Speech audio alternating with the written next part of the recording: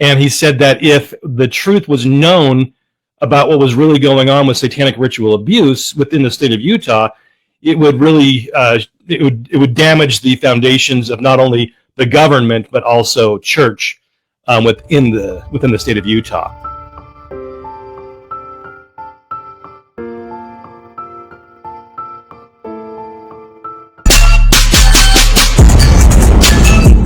Of that 9 time, and has proved that, look, if you're not into geopolitics, you can go to this. I mean, hello.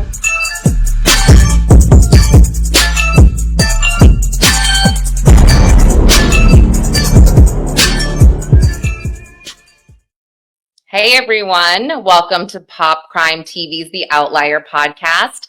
I'm Lauren Conlin, and we've got a bit of a different format today as part of our Utah series, diving into the ritualistic abuse scandal, and this is part 7.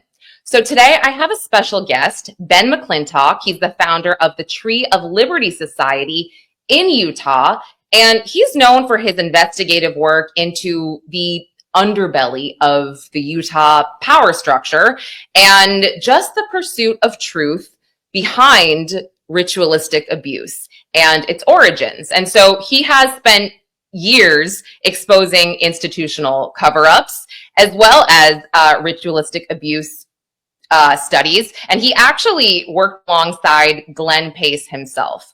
So I cannot wait to just dive in and talk to him about that. But Ben has also written a book, and it's called Invasion: How the Conspiracy Has Infiltrated Your Community. And I will link that out in the episode notes as well. But Ben is here to share what he's learned while researching and investigating. And I'm here to ask questions and learn. So with that being said, I'm going to bring Ben in right now. Hey, Ben. Hey, so thanks so much for having me.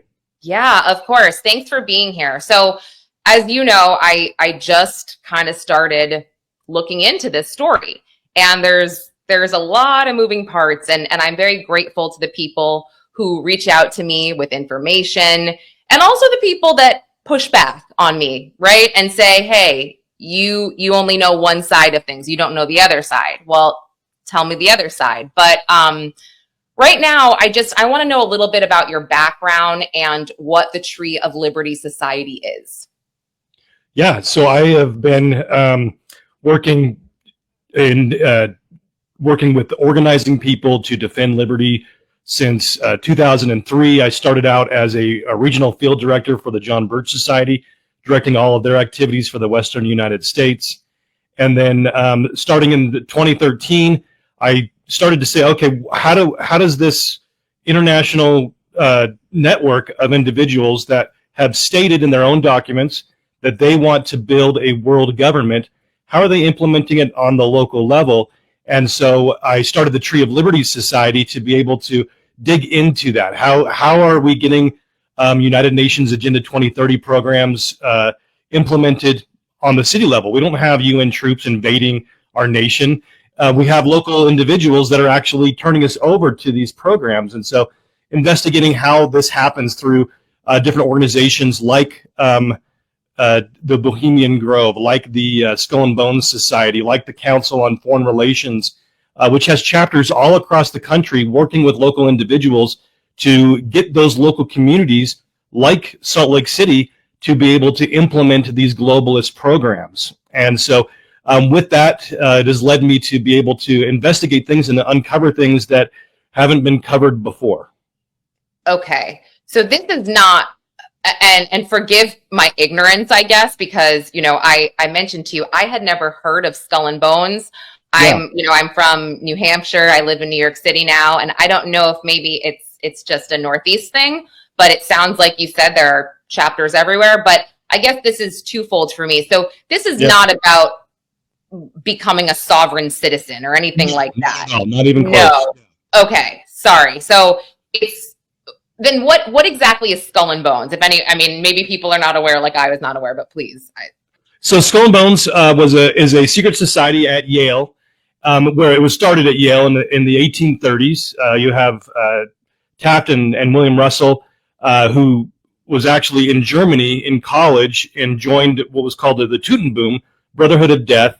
And when he came to Yale, he started his chapter of that of Skull and Bones at Yale in the 1830s.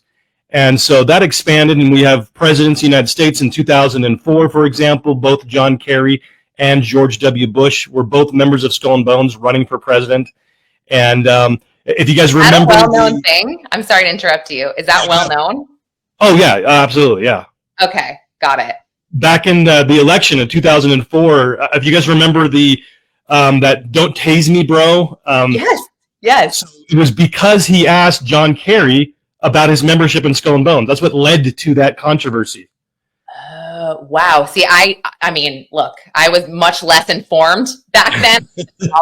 Not my goal, I guess, to be informed, but I remember exactly what you're talking about. Okay, this makes sense. Wow. Yeah, and then Tim Russert interviewed both George W. Bush and John Kerry, asked them both about their membership in Skull and Bones. Like, hey, what's going on? You guys are both members of the secret society, and they both said, well, it's so secret I can't talk about it. And then just like it was done. And so their organization is dedicated basically to building what George Bush Sr. referred to in his speech regarding the war in Iraq, the New World Order. And so that's what they're working towards. And so in 1910, they had an alumni from Yale, was actually a pastor in Utah, started the Yale chapter. Started a chapter of Skull and Bones at the University of Utah in 1910. And so just really doing research to discover who are because the people that then go on from Yale, not all of them are well known, like John Kerry and George W. Bush, but they all seem to enter into key aspects of society, whether it's in academia, whether it's in business or in politics, they're placed in key aspects of society to help shift the culture towards the goals of this organization. Okay. Got it. All right. That makes sense. I guess I'm a little embarrassed that I didn't know what Skull and Bones was. And, maybe I had heard about it, but I just hadn't paid attention. Yeah, sometimes, it's just kind of out in our peripheral. Yeah, it definitely hasn't been on the forefront of my mind, except now. And like I've seen it, and I've had a couple people mention it to me after I began sort of my research and my coverage into Utah and specifically Utah County. But let's just go to Glenn Pace. And, his investigation in 1989 into ritualistic abuse. And, what was your connection there? And how did you get in touch with Glenn Pace? Yeah, so the original memo, I was just like 12 years old, or less than that, I was like 10 years old when the original memo came out. And so it wasn't on my radar when it first came out, but in the early 2000s, I came across it. So it's this memo. Glenn Pace, for your listeners, Glenn Pace was a member of the presiding bishopric of the Church of Jesus Christ of Latter-day Saints during this time frame, late 80s, early 90s. That is one of the governing bodies of that church. And there was a lot of individuals from Mexico, Idaho, California, Utah, that were going to their local leaders, their local church leaders, and telling them what had happened to them. And these local, these bishops, which are the local ecclesiastical leaders in the church, were like, I don't even know what to do with this. And so they were like passing it up to Salt Lake, to headquarters, and saying, what do we do about this? And so there is a little known organization within the church called the Strengthening the Members Committee.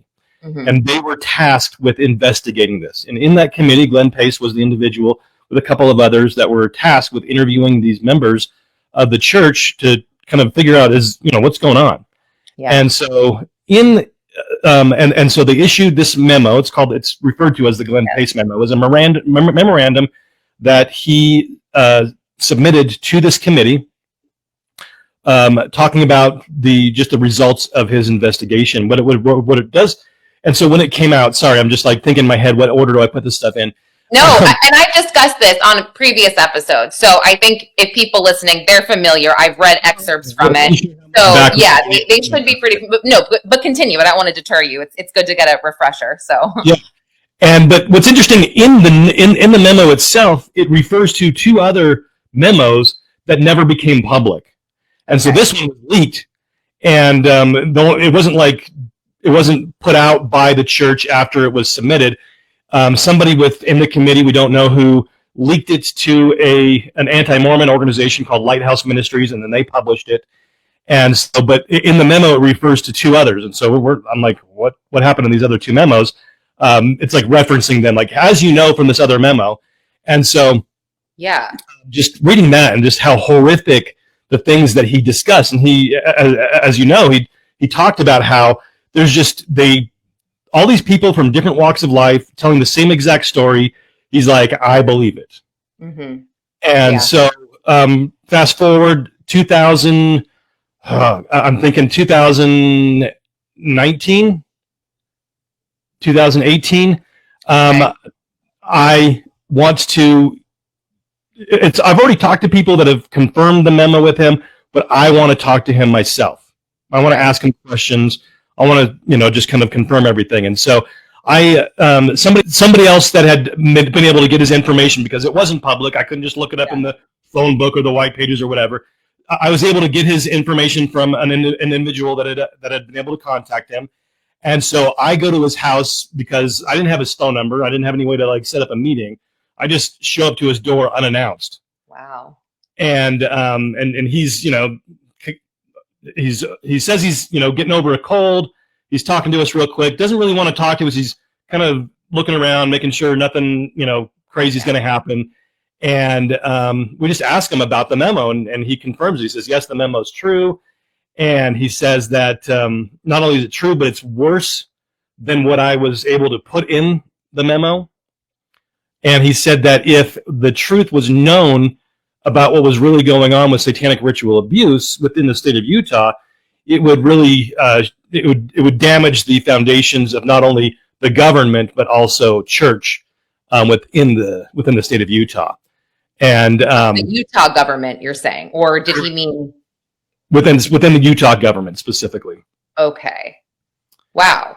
Okay. So he said not only is everything true, but it's worse. Okay, that's terrifying. That's totally terrifying. And he spoke to, he believed that over 800 members of the church were involved based on his research. And, there was, I guess, a very, what some would call a flimsy investigation into this after. And they, of course, they said, nope, there's nothing here.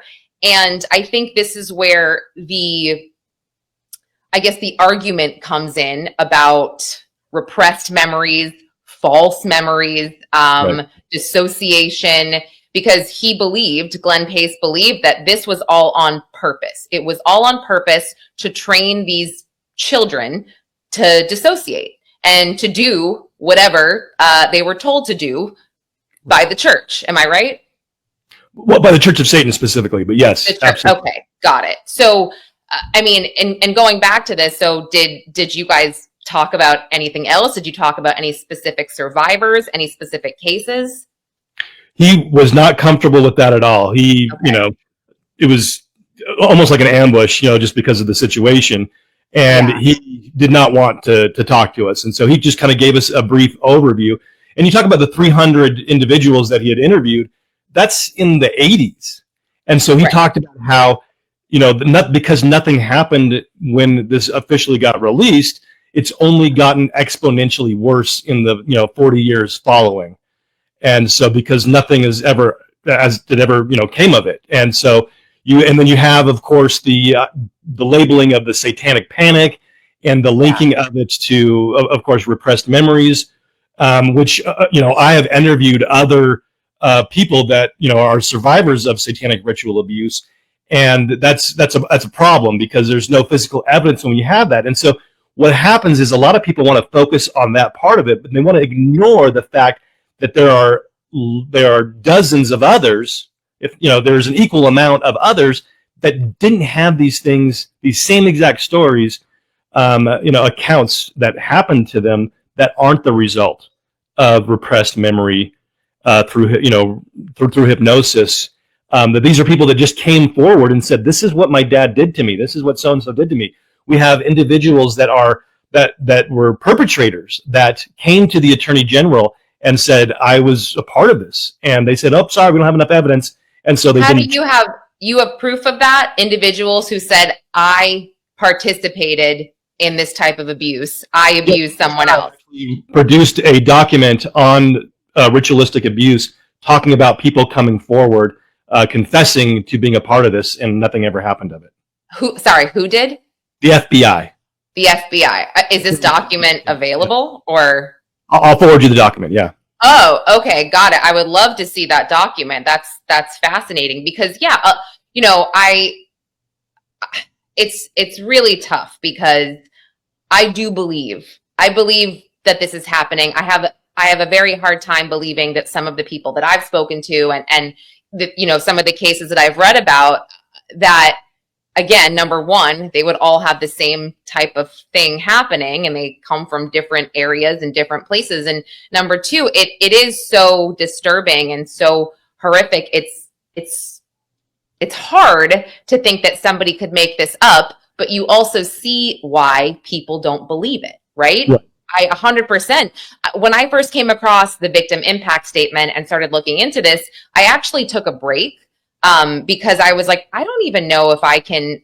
Because it is just so wild, right? It's so wild. And then the deeper I got, the more I was like, oh my gosh, I believe this is real. I don't see how this isn't real at this point. So, which is why I was just compelled to sort of dive in, but in a way, hopefully that I guess I still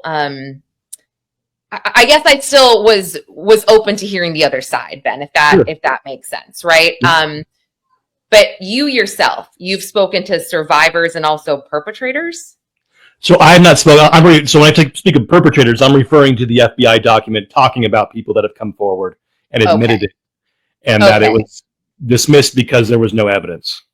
Right, and the people that you have spoken to that are survivors, I mean, were they I guess repressing memories that they had just remembered, or did they come forward and say, this is what happened to me and I've lived with this?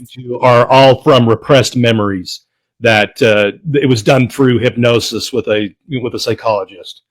And so, but which psychologist? What's that? Sorry. Was it which psychologist? Was it all the same psychologist, or was it psychologists? What is it? Different ones. So each person had a different psychologist that they were working with that brought these. And it wasn't like something that they were trying to, I think you have this. Let's like, these are different psychologists working with them. They're like, I think, we need to see what your problems are on a deeper level. Maybe you're not remembering it. And so they put them under hypnosis, and under hypnosis, these different psychologists brought these things forward out of these individuals. So that this is what they've alleged that David Hamblin did to some of these people, and this is why they have these memories. Oh, because David Hamblin hypnotized me and planted these memories. So, I mean, how do you rebut that? How do you prove that didn't happen? That's the tough part. The big problem with this, just like Glenn Pace talked about, is because of the way that the personalities are split. It's, and there's the physical evidence. And so, especially the biggest problem is with the repressed memory as opposed to those that are just submitting this. But we have, it's not like the UFO stories where you have people, over 100 years of this being in the lexicon where people are hearing what other people are saying about it. These are people that the satanic ritual abuse stuff just came out into in the 80s, came out in the public because it was a brand new thing. And we had people from, not only from the United States, but from Mexico as well, coming forward, telling the same exact thing without this, oh, I heard it somewhere else. And then today, if new people come out with it, you can say, okay, it's possible they've, watched a podcast or watched a show about this or, watched a documentary. But, it's still not very common. And how many people have read the victim statements from police reports? Very, very few. None of the people that I've talked to even knew about the police documents to be able to have read before they had their experience with their psychologist bringing these things forward. And I agree. We can't say this is just a repeat of the UFO phenomenon. I totally agree with that. And it's funny because that is mentioned in some of the defense filings in the American Fork case for David Lee Hamblin. And that American Fork case with the victim ES was just dismissed. But they had alleged a few times, the defense, that, oh, ES only said all of this because she read the victim impact statement from the 2014 leak or whenever that was. And so it's interesting that you bring that up, because I don't think that this victim impact statement was widely circulated. And I don't think you can find a lot of these claims very easily. I mean, these specific, disturbing, very detailed incidents of satanic abuse. It's hard. You do have to dig for the stories. So I agree with you. It's not like everybody knows and is saying the same thing. So I guess it kind of feels, though, Ben, it's like a vicious cycle here. And it feels like we're just going through the motions here with Hamblin because they kind of have to at this point. And it's heartbreaking. Truly, it's heartbreaking to see what's going on. You've got this guy accused how many times, and it's like too much evidence, not enough evidence, hidden evidence. Why is no one seeing like that? This is a little bizarre. I don't, it's confusing. And when it all finally comes out, this happened a couple of years ago with another individual up in Bountiful, where the evidence is submitted and they say, oh, I'm sorry, the statute of limitations, we're not even going to put this on trial to see if they're guilty or not, because, even if they are guilty, it's past the statute of limitations. We got to let them go. Yeah, it's wild. And my whole thing here is that I think that more people now are becoming aware of this, especially with David Lee Hamblin and his pretrial hearing and everything. And look, I think that if Utah was smart, they would take the San Pete case, they would take it all the way to trial, and, they would figure out how to get a conviction. Because at this point, I think that somebody, and I'm not saying, I don't know how I should say this, I guess. Somebody needs to be held accountable right now. And I do believe that the evidence for TS is there, based on the fact that they can't argue, right? Like they're going to say, okay, well, the same investigators that allegedly held the info in the ES case worked on this case with TS, but they're different cases. There's no alleged ritualistic abuse for TS, right? Hopefully they will see that everything was done by the book and they will just move forward in going to trial. That, again, is my hope. And like I said, David Lee Hamblin should be held accountable to at least show the people that Utah is listening, right? They're listening. They might not fully be on board with ritualistic abuse yet, because allegedly a lot of people in power have been accused of participating. I'm not saying that's true or that's false. I'm just saying that is what's out there. But I don't know if you agree with that. Like, if they're smart, give the people what they want. The evidence is there. Take this man to trial once and for all. If you guys, make his case erase again, I mean, what does that say? Literally, what does that say? Yeah. And I think that they're taking the stance of make it go away is my opinion of what's going on. Yeah. Because you have in the other cases, and I did a video on this, where you walk through and you're like, well, the judiciary in the state of Utah looks like, to me, is preventing, certain things. They're not allowing certain prosecutors to take the case. Any prosecutor that is now promoted to be a judge, so they can't take it. You have legislation in the state of Utah making ritualistic abuse illegal. How it's not already is insane. Yep. But and so last year the bill passes committee. Typically, a bill that passes committee goes to the floor. This one disappears, dies. There's another one that just came out this year that is tied to another bill that is very controversial. So it says that this bill that makes ritualistic abuse illegal only becomes law if it passes both the House and the Senate, is signed by the governor, and this other bill goes through that same process. And so, which is totally rare, very, I'm confused, and I'm sorry to interrupt you. I had discussed this because I had emailed Ken Ivory's office about the House Bill 66, which she said that his intern said it's just waiting for a signature from the governor. And that House bill, which I was like, make sense. this bill trains law enforcement on how to identify ritualistic abuse and how to handle it and defines it as well. Yet 196 killed, which would criminalize it. So I'm like, I don't quite understand. So I did call the office to try to get an explanation, to which I haven't gotten a response yet. Yeah. Is that the bill you're talking about, 66, or is there a different one? So at the very last part of the bill, it says it's tied to another Senate bill that has to pass for this one to be in effect. And this is it, guys. Like, what is the fight? What is the fight on this? What? And I'm genuinely asking, like, who is harmed if a bill like this is passed? Who did, like, is it going to bankrupt Utah if this bill? No, it's not. Like, what is it going to do? Honestly, that's my question. What is the big deal? Just pass it. Together, it makes you kind of makes questions, right? Because there's another bill. It died because of the controversy, but we have another senator in the state that introduced a bill that said that if a sex offender requests to have his name removed from the sex offense list, he can have that taken off, whether it's supposed to be for life. And so it's just it's crazy. Sorry, I learn about these things and I'm like, well, I don't. It is, and listen, Utah freaks me out, Ben. I'm so sorry to say that, and I don't want to offend anybody because look, I live in New York, okay? I know about corruption. I know, New York is its own beast, so I'm not sitting here on a high horse or anything. I'm just saying Utah seems to be its own island of misfits in this way that the Mormon Church has a lot of money. They have a lot of power, and it's very tough to go up against the Mormon Church. It seems. I guess I have just crazy issues here with David Lee Hamblin and how that has been handled. And I guess I'm thinking from a perspective of the government and possibly lawmakers and whoever else.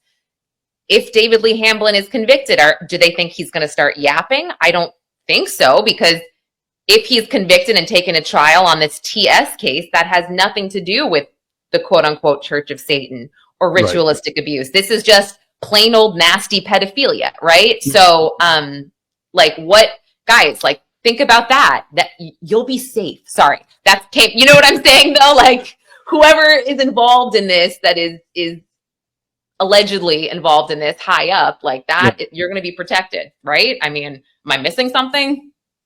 So this goes back to if the victim statements are true, that they protect each other in their crimes. And so if it is true that they are part of a satanic network, then what is happening makes more sense, because why else would they be doing this? But if it is true, then it makes sense because they're protecting their fellow brothers in their crimes. And so but if it's not true, then what you're saying makes total sense. You're like, why? What's the problem? Right. Like, what is the problem if he's just a plain old nasty pedophile and we're not even talking about, I mean, it's just like, whatever. We'll not. What's that? Well, let's present the evidence to a jury, and if he's not guilty, they'll let him go. Exactly. This is just, the limbo state is just really unfair to so many people. I mean, look, including the defendant, let's be honest, because, we're all entitled to a speedy trial and we're all entitled to, it's just like, it's getting absurd, but, namely, this is just horrifying on the survivors here. And so, what do you say to people, Ben, that don't believe in ritualistic abuse, and what would you say to them to kind of let them know that, no, this is true and this is why? I think Bishop Pace lays it out very clearly, is if it's not true, then how are all of these people getting together? And it's not just in Utah. Again, not the Glenn Pace memo. We have the same exact stories being told with the Franklin cover-up in Nebraska, during this similar time period, that were totally unrelated, wasn't a part of national news until later. It wasn't like the Utah people could be copying the Nebraska people. Why are these same stories happening all over the place? Right. It's some kind of mass hysteria, something everybody's drinking some kind of crazy hallucinogen in the water. something needs to be investigated if it's not actually happening, because there's something influencing everybody to tell the same story. And That's so a really good point, Ben. Honestly. Right. Investigate that. Investigate why people would be saying the same thing and why they would be saying that this happened to them. I guess, like we said before, it's a tough thing to prove at this point. If people are being hypnotized and then remembering, I can see why, you would say this to someone off the street and they'd be like, get the fuck out of here. Excuse my language. They'd be like, get out of here with that, but you got to look deeper. You got to look further into it. And, it could possibly be that the perpetrator is somebody in a position of power. And I think that's the case a lot of the time. So it's tough for people to come forward. Yeah. Oh, absolutely. There are stories that I've heard from police officers about people in power that because I don't have additional, evidence or additional testimony saying the same thing, I can't come forward with it. But I believe it, because why would this cop lie about it? Is my thought just on that thing. But yeah, his people in power are going to be able to do that. And we saw that in the case over in Nebraska, the Franklin cover-up. And you have, was it Senator DeCamp from their legislature there, did a deep investigation in it, wrote the book on it, showed who was involved in it. And all of a sudden, when this started to come out, all of a sudden, even though we have just stacks of information coming out, the police refuse to investigate it. And you have the media swooping in and immediately calling it satanic panic and saying that it was all fake and it was all just all these people that didn't know each other somehow conspired together to come up with the same story. Because in the case with the Franklin cover-up, none of them were involved, these repressed memories coming forward. These were just victims saying, this is what happened to me. Just like we do have that stuff happening in Utah, but the Franklin cover-up has the same exact story what's going on in Utah, but it's all just people coming forward. And so the idea that this is all made up is just, to me, is a more far-fetched conspiracy theory than just taking things at face value. Yeah, that's a great point. And I think that if the allegations are true with some of these incidents, they are so horrific, Ben, that I can see why these memories would have to be suppressed, truly. Because you read them and you're just like, I don't know how this person would be able to get out of bed every day. I don't know how they wouldn't. That's what I read. Yeah, I don't know how they wouldn't have taken their own life. And look, that is, I read about TS and his siblings, and I believe 2 of them took their own life. It's not, I believe, in my opinion, that they did, based on their very sad obituaries, because it wasn't spelled out, but I, read between the lines there. And yeah, I think that this is tough, right? This is going to be a tough case in general, to push forward in Utah specifically. I really do, considering what's happened. And, I think the Hamblin daughters don't speak out anymore. They don't talk about the victim impact statement. And I'm sure there's a number of reasons behind why they don't. But unfortunately, I think that has also helped defend David Lee Hamblin in a way, right? Yeah. That his own daughters don't come forward and say, nope, we still stick to this. I think they've been shut down in court so many times that I guess, how can they? But I don't know. What do you think? Well, that makes sense, going along with what Glenn Pace said. If it's as deep as he says it is, then it would make sense that, hey, they're seeing this themselves, and the people that they've been able to name and that they've witnessed themselves in this process, they would say, well, why would I speak out if everybody involved is going to cover this up and maybe hurt me for speaking out?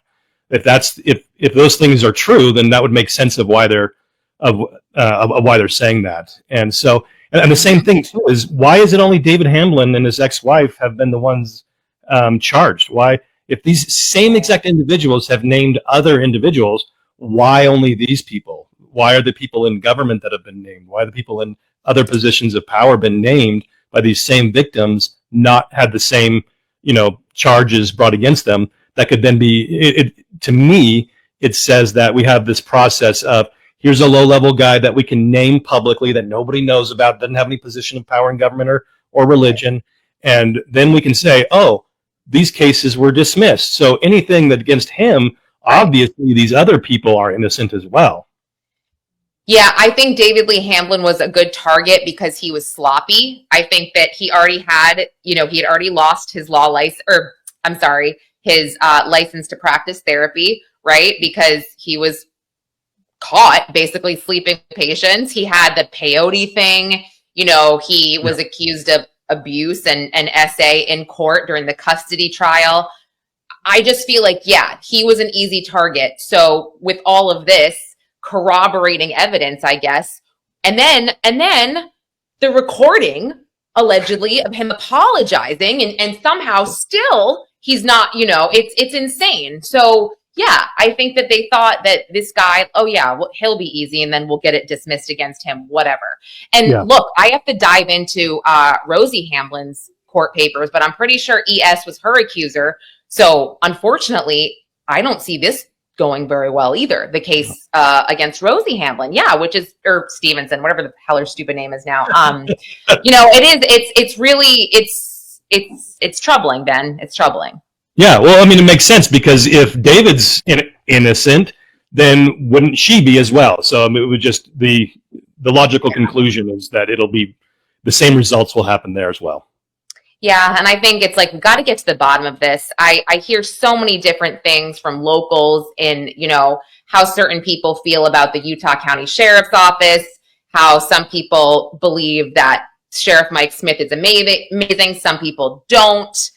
Some people have given me some connections between husbands and wives and governors and this and it's a lot, but you have to wonder here.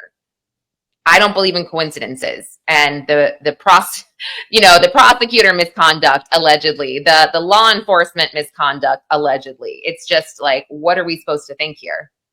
Yeah. So there was a case a couple of years ago of a former congressman and a former attorney general attending the investigation of an individual that was accused of having child pornography on his computer. And for some reason, this sitting congressman at the time goes to this low-level scene with the attorney general, and the attorney general contaminates the crime scene by taking photos with his cell phone, and all of a sudden the attorney general's office has to drop the case because the attorney general contaminated the crime scene. Did that, and so we see these things at all different levels of what, to me, my opinion, appears to be purposeful contamination of the evidence to make sure that these types of crimes are protected, and we see it at every level. I mean, and that's an educated opinion, because when you have an attorney general coming in and doing something like that, it's like, I'm sorry, honey, you're not coming in off the street. You're literally an attorney general. You know the rules. You know what to do here. I mean, right. That's stupid. That's insane. And it just goes back to, like, the disastrous 2022 press conference by David Levitt, which I swear, I think about this all the time, how it literally is the most insane thing I've ever seen in my life. I cover a lot of cases. I cover a lot of trials. I have never seen anything like this. So many contradictions in one 45-minute press conference between the, I don't really know the case. Oh, but she's tragically mentally ill. I'm not a suspect or a POI, but I don't know anything about the case because I haven't read it. I'm just like, which is it? Like, it's mental, in my opinion. Worth their salt comes out and says, I didn't do anything, when nobody publicly accused you of doing anything. Except for a man who, let's just say it, multiple things can be true. A man who is a fugitive on the run, accused of rape, said all these things about you. He's the guy that leaked it. He didn't write it, but he leaked it, and he was the one saying all these things. So it's like, what? I mean, Utah knew about it. Nobody knew about it until the local news covered it. Wait, that's what I said too. I said, what are the odds that most people are like, wait, what is he even talking about? Nobody knew what he was talking about. Okay, and I say this all the time, where content creators, journalists, podcasters will come out and do this whole post about how so-and-so said something about them. And, this is ridiculous. And I'm just like, wow, I never would have even known unless you said this. Like, I never would have known what was going, because we know that the media was, it's like the cycle is 2 days and it's old news. Nobody would have known. Nobody. But yeah, Ben, this has been really enlightening. I really appreciate you talking to me about this. Again, I'm new. So as I dig in further, I might call you back to have you on and answer some more questions, if that's cool. Yes, please. Anytime. And how can people find you if they want to follow you and follow your work? Yeah, treeoflibertysociety.com. Treeoflibertysociety.com is the place to go. You can follow us on the YouTube and all of the different social medias, and encourage you to check us out there. Okay, and I will have all of that in the episode notes as well as a link to your book if people want to read that. So, yeah, thank you so much for having this discussion with me. I've really enjoyed it, and it definitely has helped. So I appreciate you. Yeah. All right, hang out for 1 second. I'm going to close us out. All right, bye guys. We'll talk soon. That 9 line. And Ted Cruz said, look, if you're not into geopolitics, you can go to this. I mean, also